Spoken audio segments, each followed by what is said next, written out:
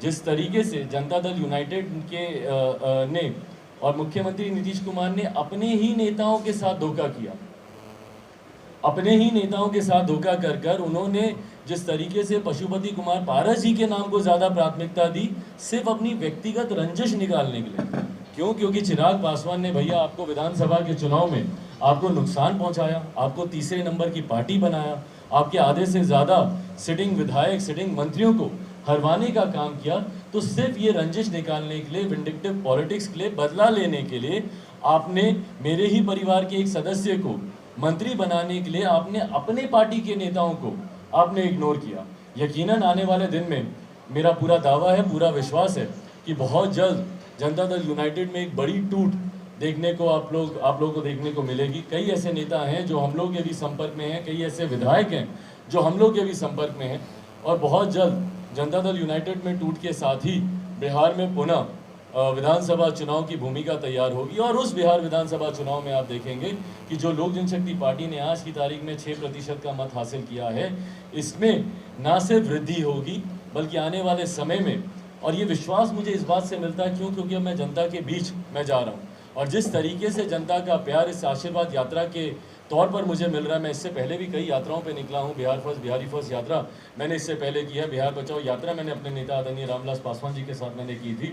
पर जिस तरीके का अनप्रेसिडेंटेड सपोर्ट इस बार मुझे देखने को मिल रहा है, ये मेरा विश्वास बढ़ाता है कि आने वाले समय में लोक जनशक्ति पार्टी एक नई मजबूती के साथ उभर कर आएगी। मैं धन्यवाद दूंगा अपनी पार्टी के तमाम पदाधिकारियों का और तमाम प्रत्याशियों का जो आज की तारीख में भी मजबूती से लोक जनशक्ति पार्टी के साथ खड़े हैं।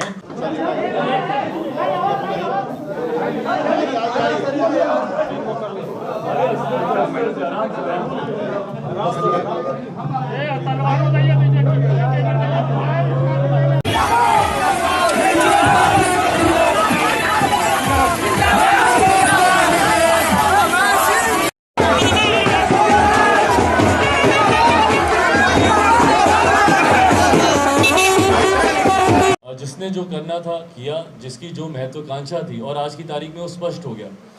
कुछ लोग जो अभी तक आरोप लगाते थे कि भैया चिराग पासवान एरोगेंट है इसलिए हम लोग अलग हो रहे हैं, तो ये अकेले लड़ने का फैसला में हम लोग सहमत नहीं थे इसलिए हम लोग अलग हो रहे हैं। निरंतरता में इन्होंने गोल पोस्ट चेंज किए कि ये कारण है हम लोग अलग हुए, ये कारण है। आज की तारीख में वो स्पष्ट हो गया कि भैया एकमात्र कारण था आपकी अपनी व्यक्तिगत महत्वाकांक्षा, मंत्री बनने का आपको लालच था, मंत्री बनने की आपको लालसा थी, जिसकी वजह से आपने ना सिर्फ पार्टी तोड़ी बल्कि आपने परिवार को भी तोड़ने का काम किया। मैं चाचा पशुपति कुमार पारस जी की मैं बात कर रहा हूँ।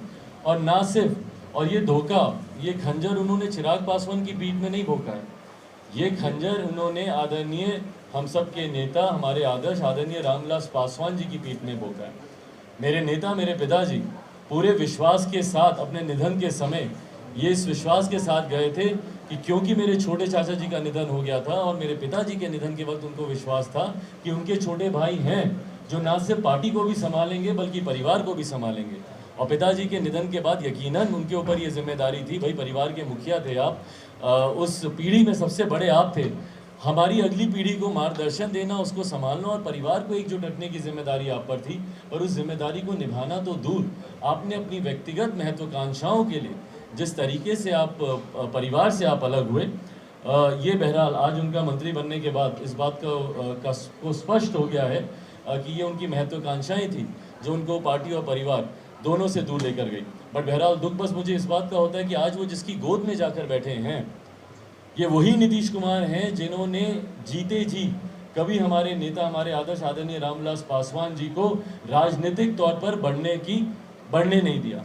हमेशा उनको नीचे दिखाने का कार्य किया, उनको पीछे खींचने का काम किया। आज पहली बार नीतीश कुमार जी ने मेरी पार्टी को नहीं तोड़ा।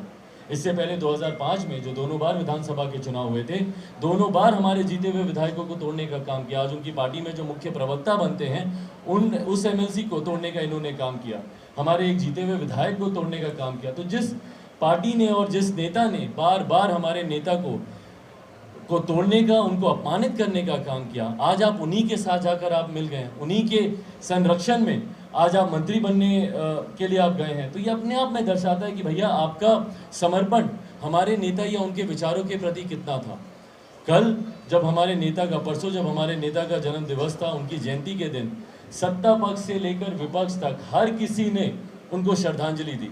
प्रधानमंत्री जी ने खुद इतने खूबसूरत शब्दों में चाचा जी को, हमारे नेता आदरणीय रामविलास पासवान जी को श्रद्धांजलि दी, पर नीतीश कुमार जी एकमात्र ऐसे नेता रहे जिन्होंने उनको श्रद्धांजलि देना तो दूर, जयंती समारोह कोई करना तो बहुत दूर की बात है, एक ट्वीट तक करना उन्होंने ज़रूरी नहीं समझा।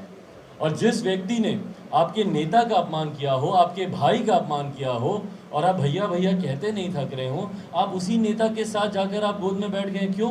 क्योंकि आपको मंत्री बनने का आपको लालच था। तो बहरहाल कोई बात नहीं, आप मंत्री बने, मेरी ढेर सारी शुभकामनाएं। इस बात को अभी थोड़ी देर पहले मैंने ट्वीट करके भी मैंने स्पष्ट किया है कि मुझे कोई एतराज़ नहीं है, आप जनता दल यूनाइटेड आप ज्वाइन करें, मेरे लिए बहुत आसान है भैया, मेरी आगे की कानूनी लड़ाई मेरी बच जाएगी। जो बार बार ये चल रहा है कि भाई पार्टी पे दावा करेंगे, पार्टी पे दावा करेंगे, मेरी आगे की कानूनी लड़ाई मेरी बच जाएगी। क्यों? क्योंकि मैंने पार्टी से पहले ही इन सबको निष्कासित कर रखा है। तो आज की तारीख में ये पांचों सांसद लोक जनशक्ति पार्टी के ये लोग सदस्य नहीं हैं। ऐसे में अगर ये जनता दल यूनाइटेड अगर ज्वाइन करते हैं और जनता दल यूनाइटेड के कोटे से अगर मंत्री बनते हैं, मेरी ढेर सारी शुभकामनाएं। भाजपा ज्वाइन करते हैं, उसके कोटे से मंत्री बनते हैं, मेरी ढेर सारी शुभकामनाएं। या इंडिपेंडेंट कोटे से मंत्री बनते हैं, मेरी ढेर सारी शुभकामनाएं।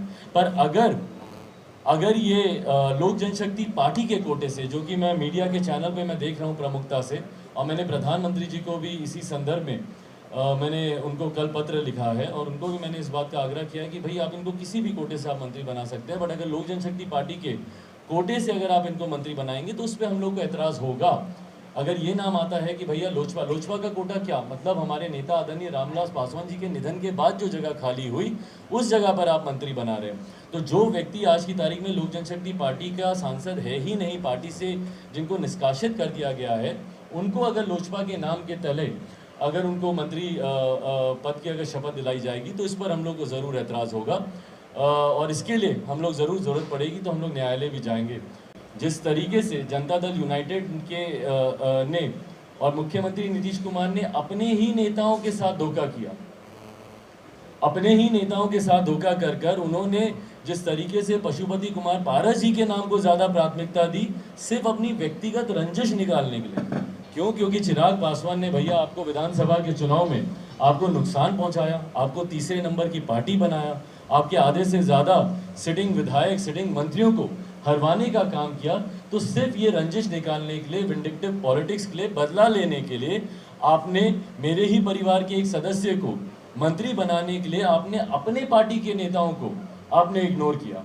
यकीनन आने वाले दिन में मेरा पूरा दावा है, पूरा विश्वास है कि बहुत जल्द जनता दल यूनाइटेड में एक बड़ी टूट देखने को आप लोग को देखने को मिलेगी। कई ऐसे नेता हैं जो हम लोग के भी संपर्क में हैं, कई ऐसे विधायक हैं जो हम लोग के भी संपर्क में हैं, और बहुत जल्द जनता दल यूनाइटेड में टूट के साथ ही बिहार में पुनः विधानसभा चुनाव की भूमिका तैयार होगी। और उस बिहार विधानसभा चुनाव में आप देखेंगे कि जो लोक जनशक्ति पार्टी ने आज की तारीख में 6% का मत हासिल किया है, इसमें ना सिर्फ वृद्धि होगी बल्कि आने वाले समय में, और ये विश्वास मुझे इस बात से मिलता है क्यों, क्योंकि अब मैं जनता के बीच मैं जा रहा हूँ, और जिस तरीके से जनता का प्यार इस आशीर्वाद यात्रा के तौर पर मुझे मिल रहा है, मैं इससे पहले भी कई यात्राओं पे निकला हूँ। बिहार फर्स्ट, बिहारी फर्स्ट यात्रा मैंने इससे पहले की है, बिहार बचाओ यात्रा मैंने अपने नेता आदरणीय रामविलास पासवान जी के साथ मैंने की थी, पर जिस तरीके का अनप्रेसिडेंटेड सपोर्ट इस बार मुझे देखने को मिल रहा है, ये मेरा विश्वास बढ़ाता है कि आने वाले समय में लोक जनशक्ति पार्टी एक नई मजबूती के साथ उभर कर आएगी।